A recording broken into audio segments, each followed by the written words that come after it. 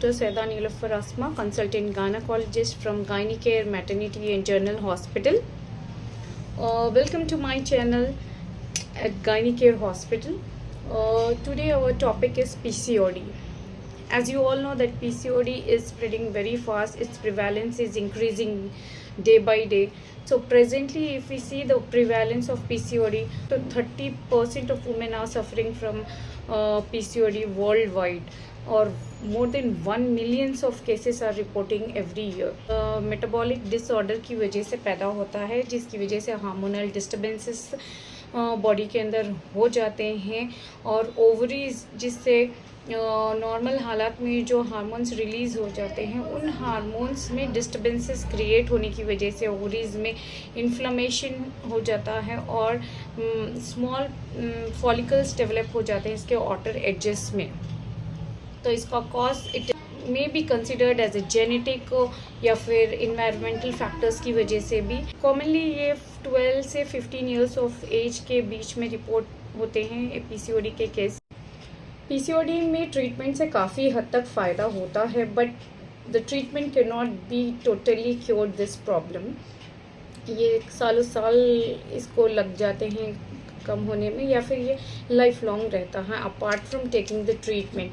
सो इसको हम बिल्कुल भी जो है ना लाइट वे में नहीं ले सकते। It's a serious medical condition which need a medical treatment as well as sometimes it requires a surgical treatment also.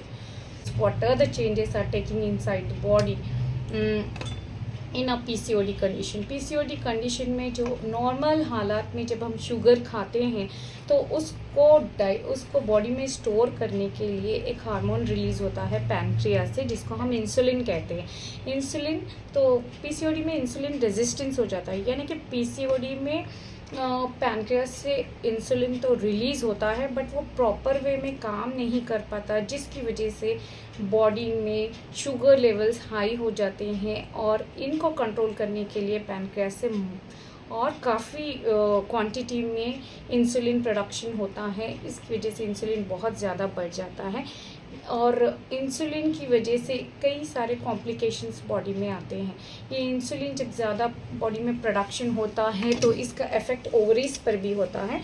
ये ओवरीज को स्टिमुलेट करता है इंसुलिन ज़्यादा मेल हार्मोन्स को रिलीज़ करने के लिए, लाइक एंड्रोजन।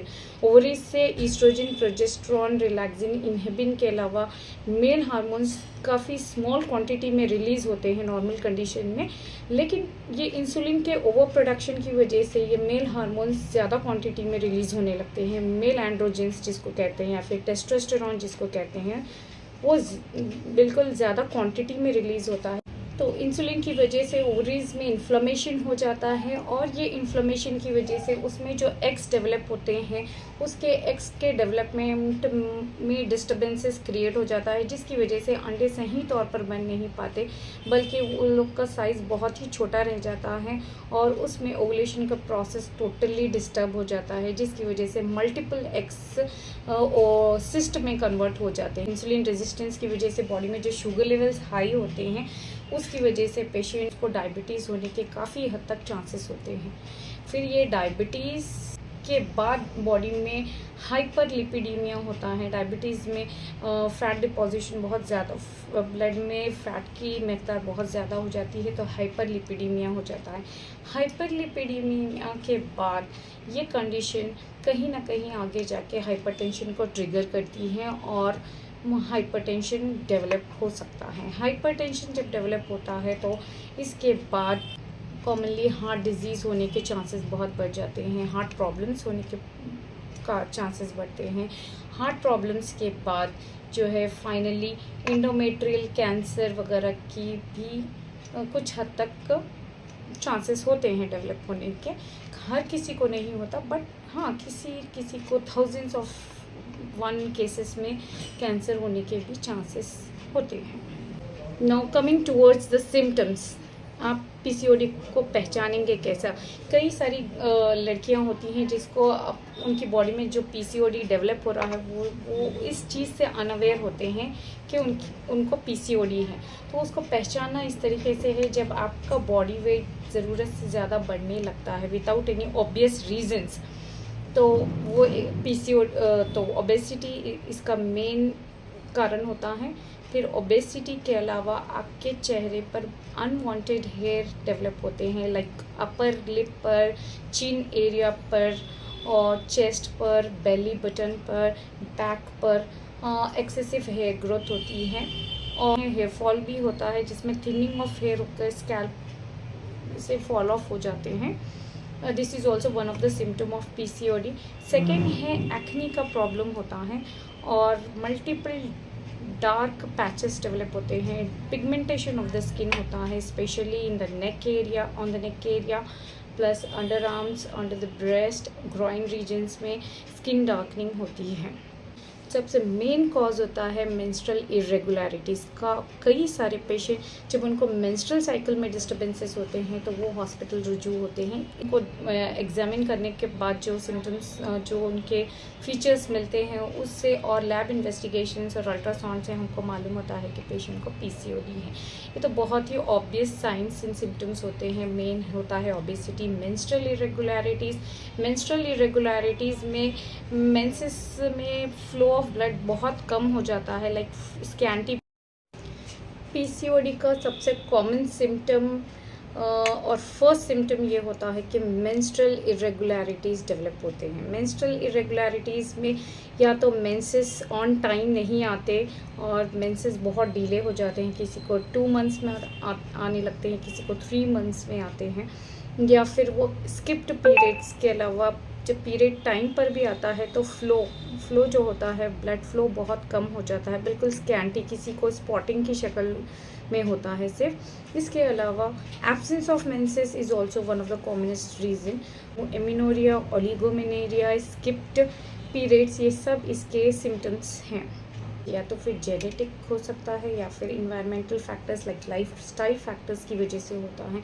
तो आज की हमारी जो लाइफ स्टाइल है, इसमें हम लोग जो कॉमन तौर पर कॉलेज गोइंग स्टूडेंट्स है या फिर स्कूल गोइंग स्टूडेंट्स है, लोग फास्ट फूड का इस्तेमाल बहुत ज़्यादा करते हैं, लाइक जंक फूड का, बर्गर, पिज़्ज़ा।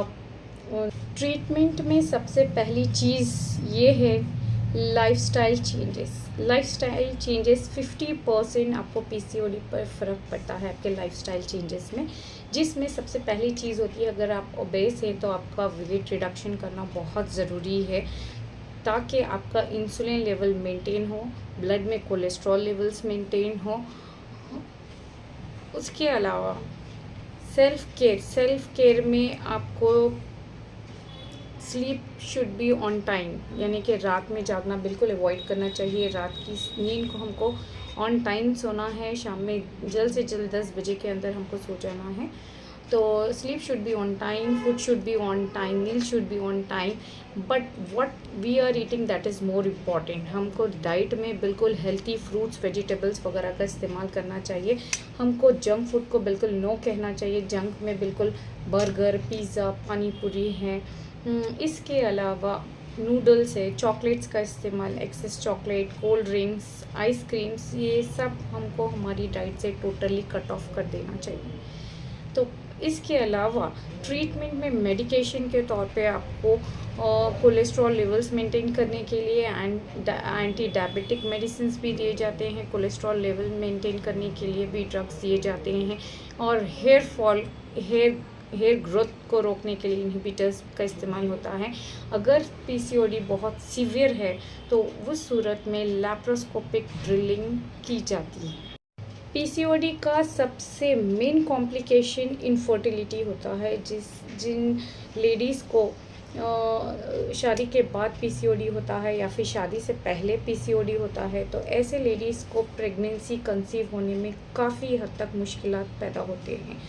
ट्रीटमेंट लेने के बाद प्रेगनेंसी आना बहुत कॉमन है, बट बहुत से लेडीज़ इनफर्टिलिटी को लेकर बहुत परेशान होते हैं। तो पीसीओडी का सबसे serious and more commonest complication is infertility. अगले वीडियो में जिसमें हमारी टॉपिक होगी infertility due to PCOD. So in that we will discuss everything, every problem that women are facing after the marriage who is having PCOD. So we'll discuss in that case how to maintain, how will you conceive in that.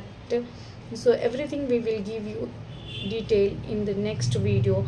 Until then, please like, share, subscribe our video so that we can continue such kind of informative topics. Thank you everyone.